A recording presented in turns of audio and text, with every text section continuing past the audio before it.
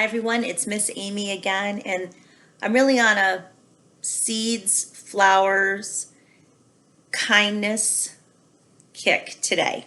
So I have another little book that has to do with the virus that's going around in the world right now. You all may have heard it be called coronavirus or COVID-19 or just the pandemic.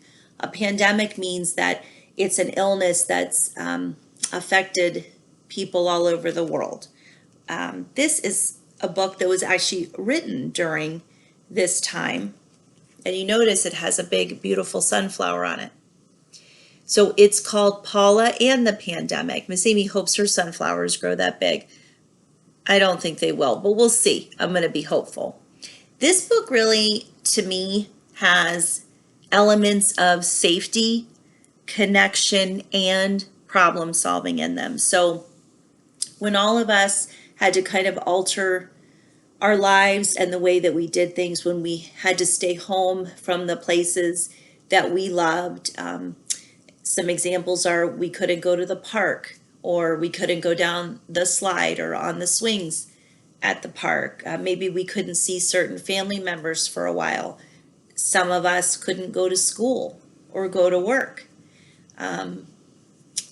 It changed things in a different way for everyone. So this is how it was explained to Paula, and we're going to hear a little bit about it and how, just like with everything else, if we think about things and we're hopeful and we do the things that we're supposed to do, that things do always get better.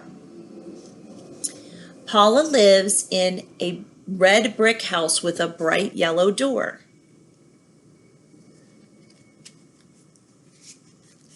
The bright yellow door was always open for friends to come in and play.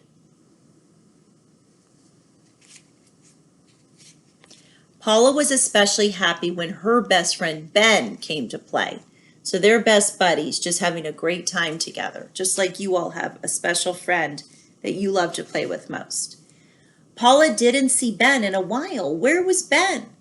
Paula went outside and saw him in the window of his house. Here's Paula and there's Ben. I can't play with you, Paula. My dad says we need to stay home so that my granny won't get sick. So he's doing something thoughtful and thinking about other people. And he's trying to keep his grandmother from not getting sick because he's going out a lot and could possibly bring an illness back to his grandma. Paula had other friends to play with, but she missed Ben. So here's Paula with her other little buddies once Ben has already had to be at home. The next day, Mommy closed the bright yellow door. I'm sorry, Paula, we have a pandemic. A pandemic means that many people are sick and many more could get sick. You can't play with your friends for a little while. If we stay home, less people will get sick. So that's really taking responsibility on ourselves to keep other people safe and keep ourselves safe. Daddy started working from home, but he couldn't play with Paula. Mom looked a little worried. So you all might have found yourself in that position where either your mom or your dad or your caregiver was working from home a lot, and it seemed like, oh, that's great. We can all play together, and they've had work to do. It's hard to work from home and be getting school from home and still trying to play, and everyone keeping the flow and the balance going in the house. So it's a lot. Paula was sad. She felt alone. She missed her friends. She missed her teacher. She missed the blue slide at the park. But most of all, she missed her buddy Ben. Paula did not like the pandemic at all. So we can tell Paula is upset. Definitely upset from her eyebrows, from the way that her face is and her head being down. The world feels like that.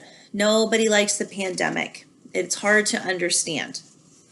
Then one morning, Mommy gave Paula a tiny seed. That looks like the seeds that Miss Amy planted. Together, they dug a hole in the backyard and put the seed inside. They covered it with soil. We need to take good care of our seed, said Mommy.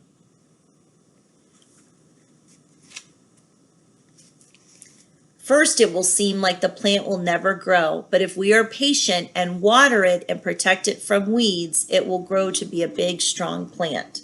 So there's the little seed in the dirt.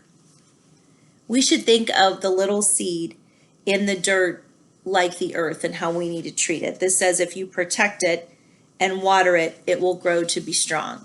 So if we protect ourselves and keep ourselves healthy, protect those around us and keep them healthy, and we do self-care, then we can make the world better and stronger. It's the same with the pandemic. It will take a long time, and we'll think that it will never be over, and we'll never be able to play with our friends.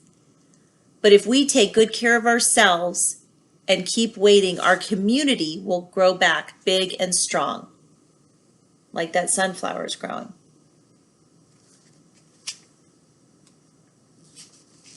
Paula really liked watering her seed. It seemed like nothing was happening for a long time. But then one day, she saw a little sprout with one green leaf. Paula smiled and said, "Hello, little plant."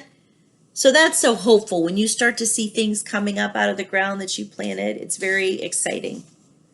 And it feels good to help to nurture things and help them grow. Paula is not alone. In all these houses are children waiting for the end of the pandemic, and if we are all patient, it will be over before we know it. So we have to remember too, always, that we're not alone, and there's things we can do to make things better. The end of this book with those beautiful sunflowers says, "For Helena and Johanna, hang in there, everyone." So the reason that it says those two names is that the woman that wrote this book has kids named Helena and Johanna, and she wrote it for them. So when they were actually at home, their mom was inspired to write this book.